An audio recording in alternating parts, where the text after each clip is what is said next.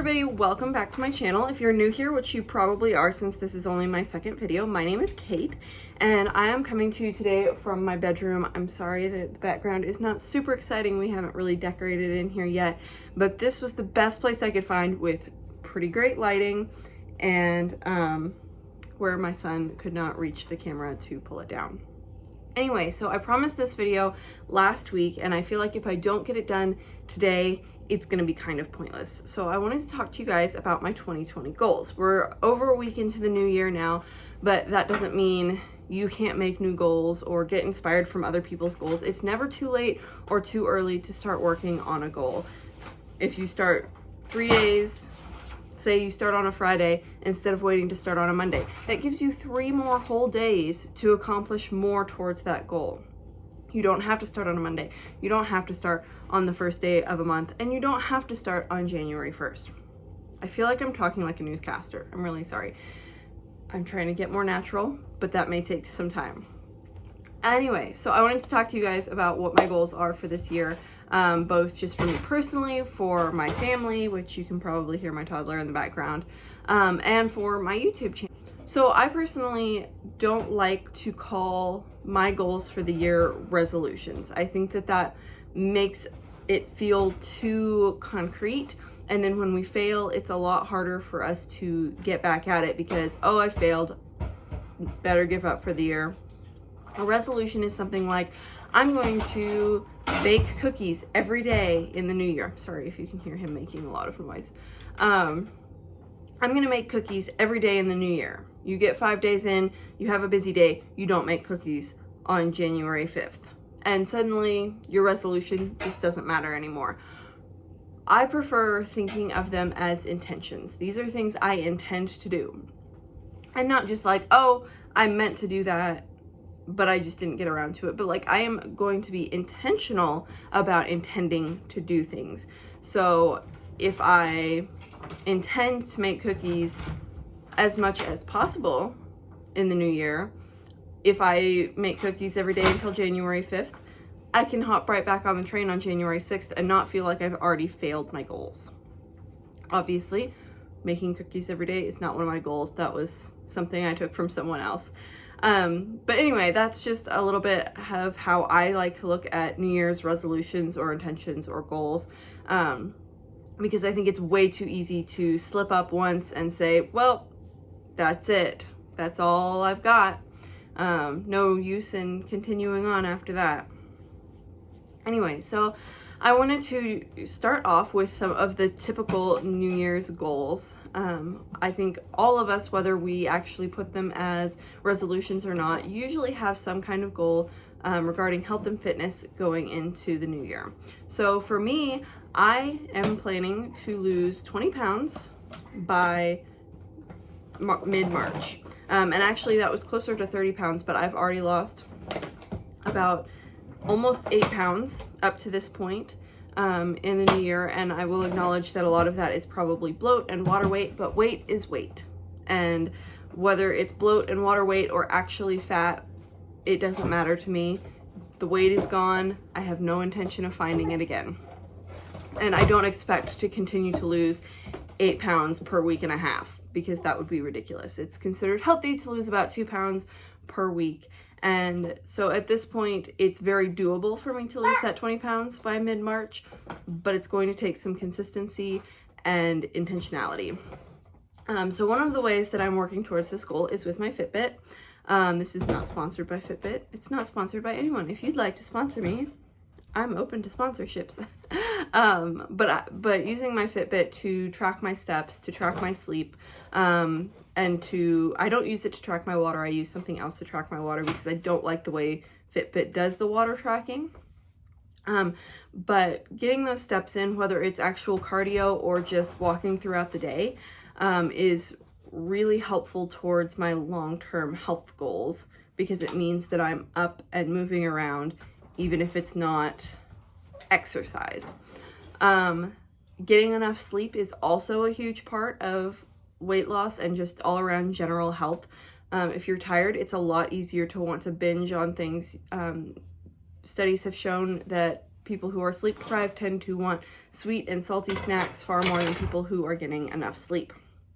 So that's also important to me. I love that I can track my sleep with the Fitbit, because I felt like when I had used my phone in the past to track sleep, it just wasn't really accurate. And it's a little scary to me to sleep with my phone in my bed, because I've seen so many stories of people's phones like catching on fire, and I know it's probably really rare and will probably never happen to me, but it really freaks me out. Another way that I am moving towards this weight loss goal is by using Beachbody's 2B Mindset. Disclaimer, I do not sell Beachbody. I don't really have any intention of selling Beachbody. However, I have been a Beachbody On Demand member for 3 years now. I think I started in 2017, and I really do love so many of their programs. I started this nutrition program. I bought it last December-ish and sort of got started with it, and then hit it really hardcore going into January. And I love it. It's very unrestrictive. Basically, you can eat whatever you want with your goals in mind. And it's a lot more about the mindset than it is about the food necessarily. Yesterday, let me tell you what I ate yesterday. Yesterday, I had some Greek yogurt in the morning. I added vanilla and stevia to it. And 2 pieces of whole wheat toast with the RX nut butter spread. For lunch, I had coleslaw mix with mayo and mustard, just a little bit. I don't like a ton. I don't like my coleslaw to feel drowned. And an entire pint of Halo Top peanut butter cup ice cream. And for dinner, I had a rotisserie chicken from the local grocery store, some carrots with brown sugar and cinnamon. Once again, not too much brown sugar, just enough to give it a little bit of that sweetness, and a few pieces of broccoli.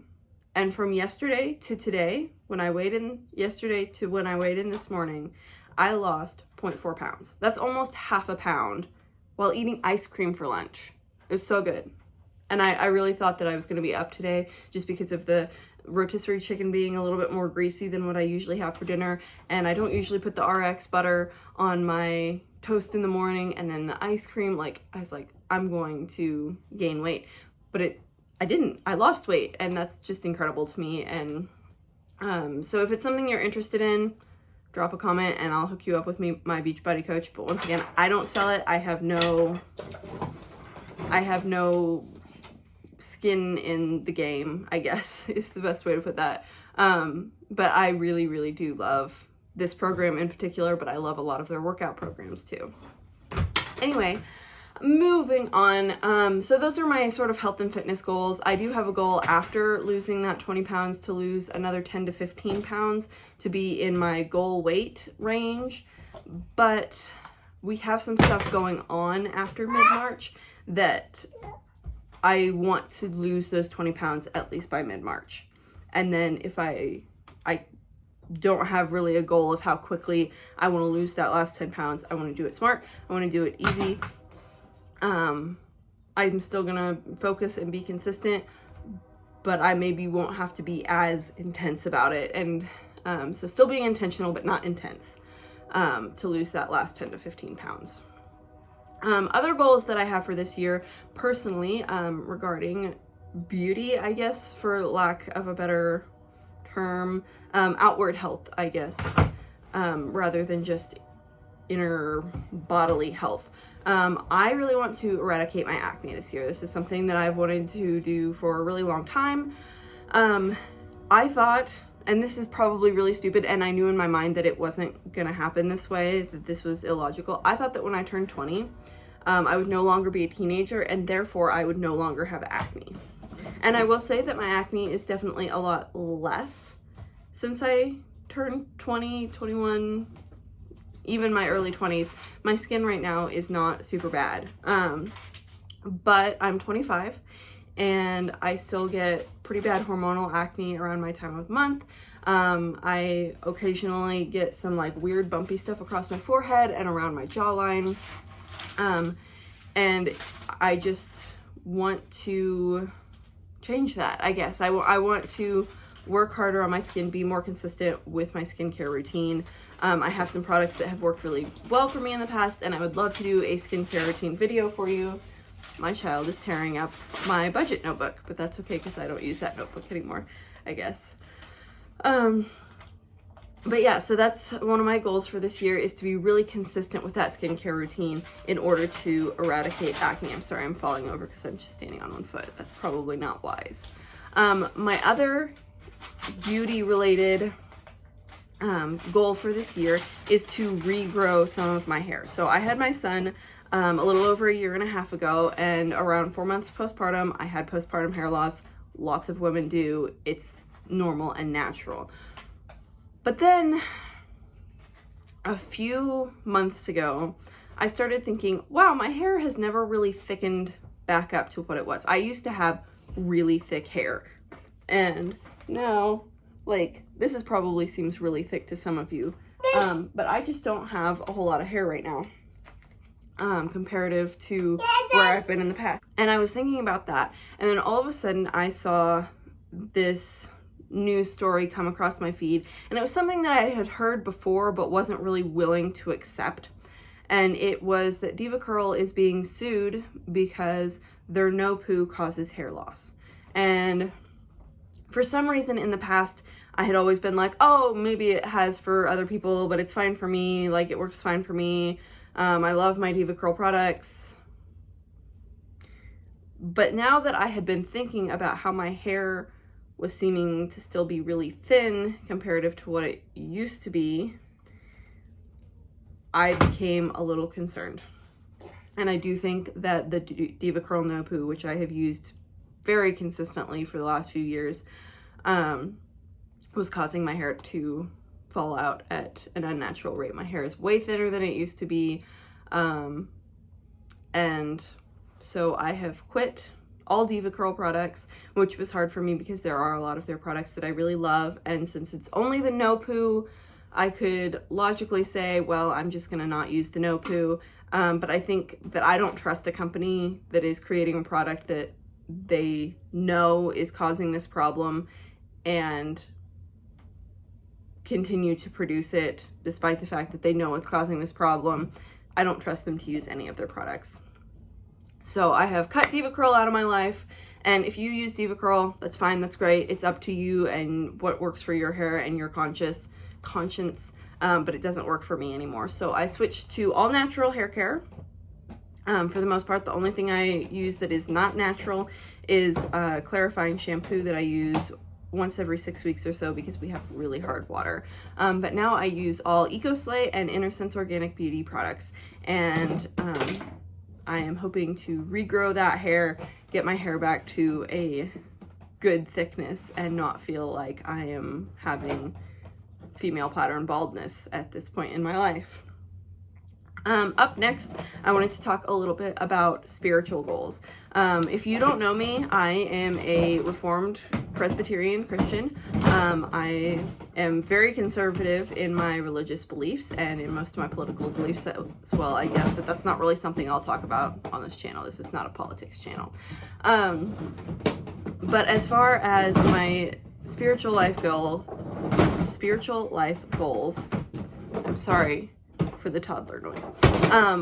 One thing that I have tried to do in the past that I have never really stayed consistent with, or had a good plan for, is reading through the Bible in a year. I don't think I've ever read through the Bible in any amount of time. I mean, I'm sure that I have read pretty much every word in the Bible at some point in my life, but I have never made it a really intentional thing to read the Bible in any specific amount of time. And so this year I got a plan that I had started with last year, but I started sort of in the middle of the year and it was weird and confusing. I'm using a Bible plan from Ligonier Ministries. It's their 52-week Bible plan. Every day of the week is a different genre of book.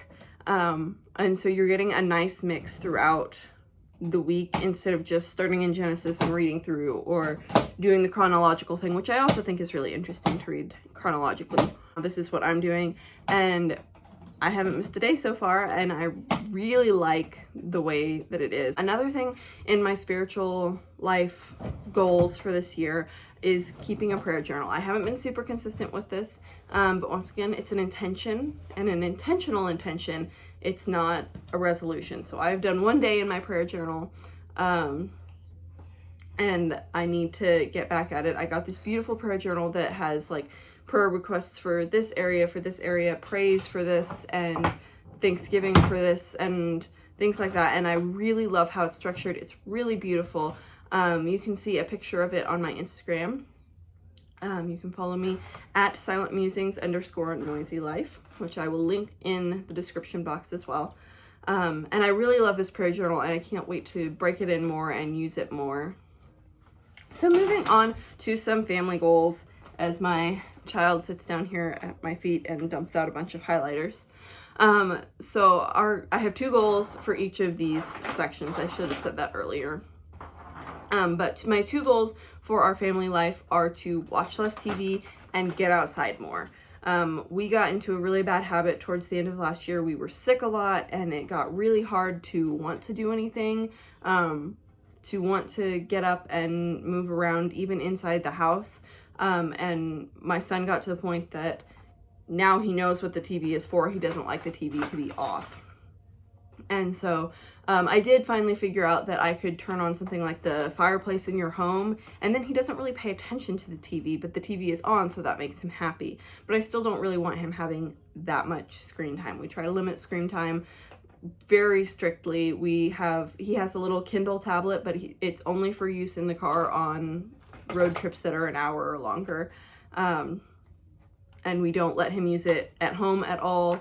And I'm really trying to cut down on that TV time. Yesterday, we didn't watch any TV at all, which was amazing, and probably the first time in a really long time that has happened, which is something that I feel a ton of mom guilt about, though I'm trying not to.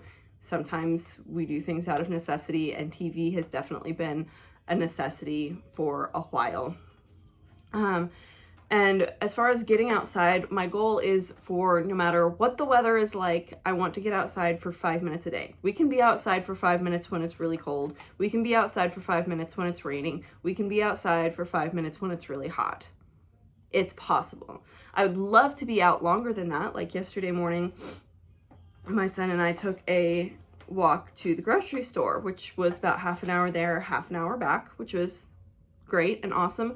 And then all afternoon we stayed outside and played in our front yard because it was so nice out.